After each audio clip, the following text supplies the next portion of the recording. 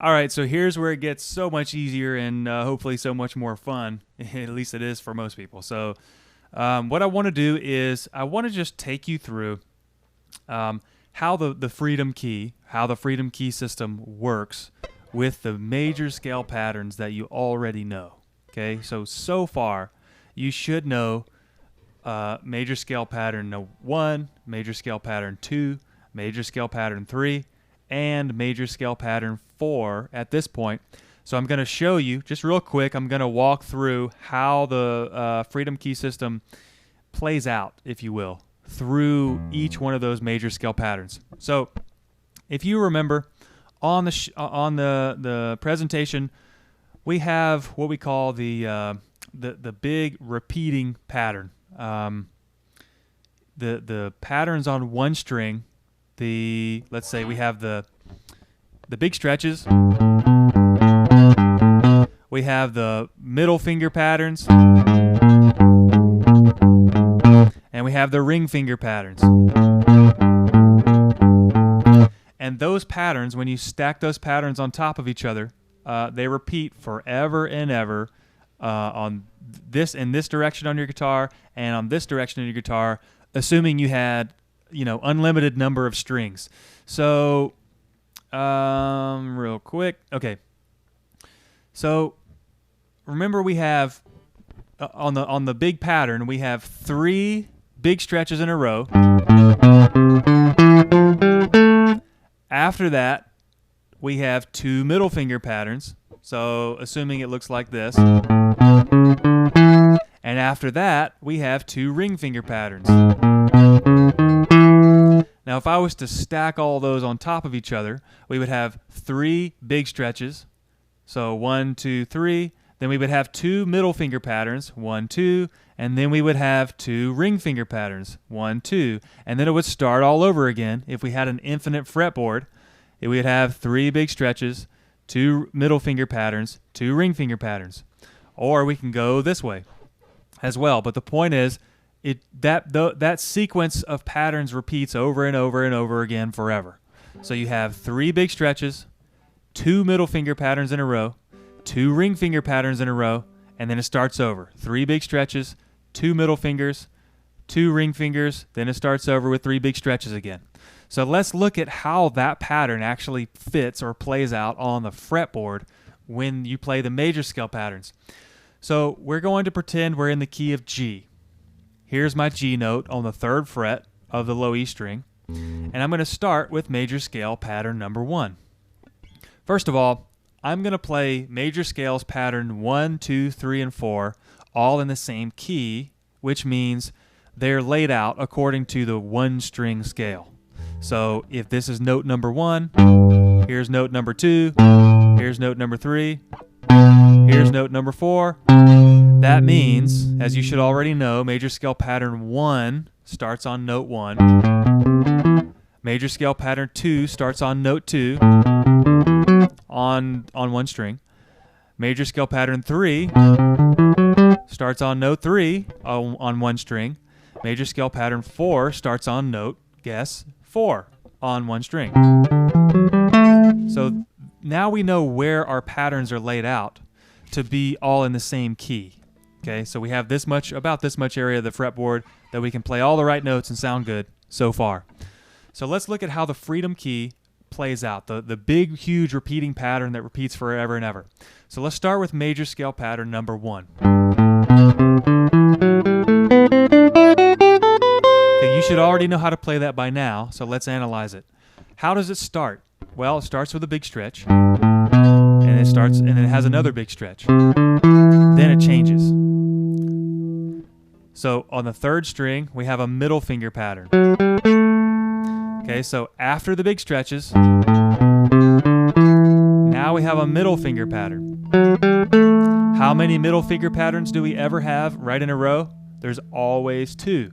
So if we know that this is a middle finger pattern, and it's the first one, we know that the next string is also going to be a middle finger pattern. So what comes after 2 middle finger patterns? Well, 2 ring finger patterns.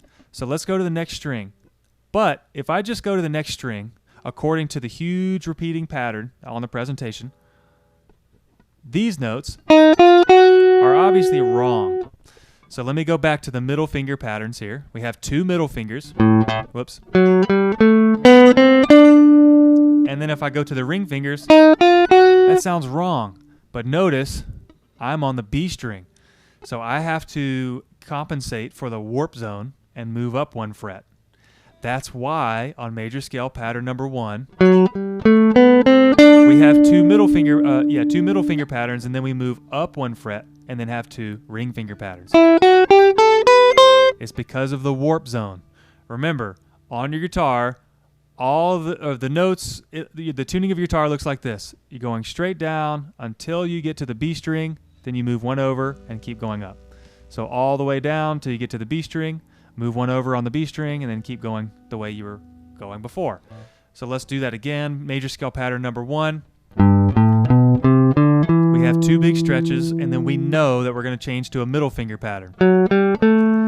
Since we know that's the first of the middle finger pattern, we know we have 2 middle finger patterns in a row, always. We also know that the next 2 patterns are going to be ring finger patterns, 2 of those in a row, and we also have to shift up for the warp zone. Okay, that's major scale pattern 1. Let's check out what happens on major scale pattern 2. Major scale pattern 2 starts with a ring finger pattern. The next string is going to tell us how we're going to continue on the patterns. Okay, so we know major scale pattern 2 starts like that, and then the next string is a big stretch. Okay, since we know that big stretches always come after the ring finger patterns, and we know that there are always 3 big stretches in a row, we already know how to play the rest of this pattern if we just know the first 2 strings. I ran into my big stretch here, so now I can play 3 big stretches in a row. Now remember, after the big stretches come the middle finger patterns. And on the big repeating chart, the huge repeating pattern, after the big stretches, you're always going to shift up 1 fret to play your middle finger patterns. So check this out. I have my 3 big stretches, but here's the problem. When I shift up according to the chart, just 1 fret, and play my middle finger patterns, those are the wrong notes. You can hear that they sound wrong.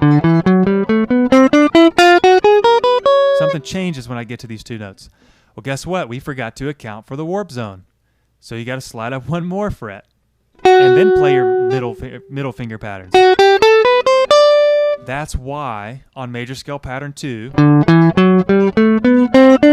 after the 3 big stretches, we actually shift up 2 frets to play the middle finger pattern. The reason for that is because number 1, we're accounting for the warp zone, so we're shifting up automatically. And number 2, which is really the first reason, after the big stretches, we always shift up 1 fret to play our middle finger pattern. And then we're accounting for the warp zone, so we're shifting up 1 more time. That's why major scale pattern 2 looks like that. Let's go to pattern 3.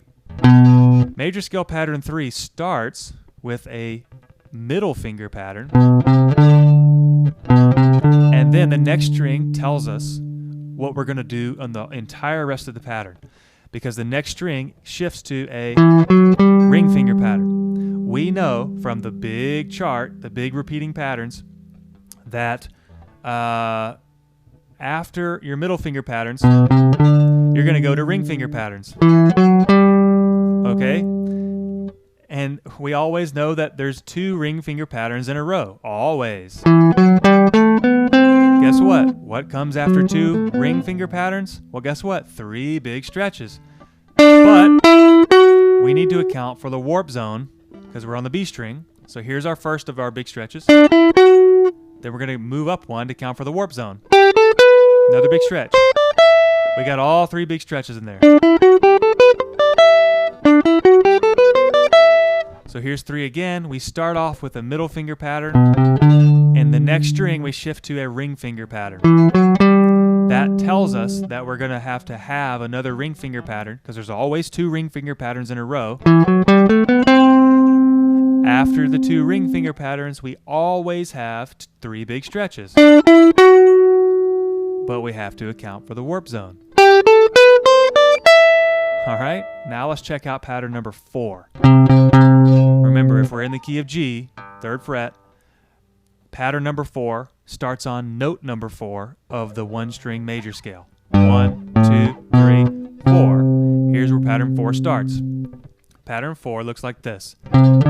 Big stretch, and then we shift up 1 fret, and then we have a middle finger pattern.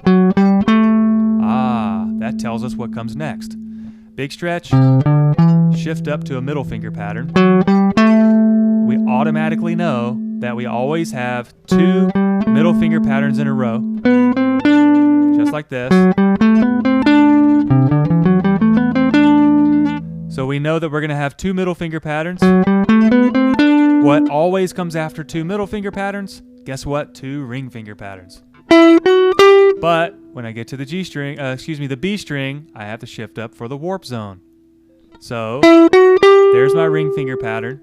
I go to the B string, shift up for the warp zone, play my other ring finger pattern. That's why the patterns look the way they do. Okay, we have to account for the warp zone. What always comes after 2 ring finger patterns? 3 big stretches. So there's my big stretch, but I ran out of strings. If I had another string, guess what the pattern would be? It would be a big stretch. If I had another string after that, guess what the pattern would be? It would be another big stretch. Remember, it's according to the endless repeating chart that goes all the way up and all the way down forever. So here, one more time, here's pattern 4. We start with a big stretch. Then immediately we go to a a middle finger pattern. Middle finger pattern. We always have 2 middles in a row. After 2 middles, we always have 2 rings. Account for the warp zone here. And then we always have a big stretch after 2 ring finger patterns.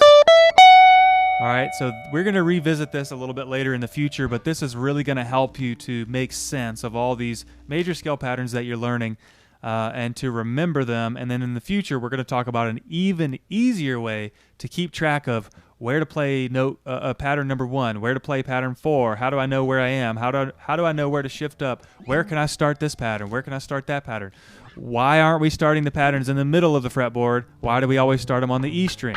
Okay, we'll talk about all that stuff a little later. Right now, I just wanted to show you how the big endless repeating pattern plays out on each of the major scale patterns, pattern 1, pattern 2, pattern 3, pattern 4. I just wanted to show you how that big endless repeating pattern plays out as applied to the fretboard. So it's really going to help you start to memorize these patterns a lot easier and find your way around the fretboard also a lot easier and eventually without thinking about it, which we'll talk about in the future. All right, so hope you enjoyed that. I'll see you in the next lesson.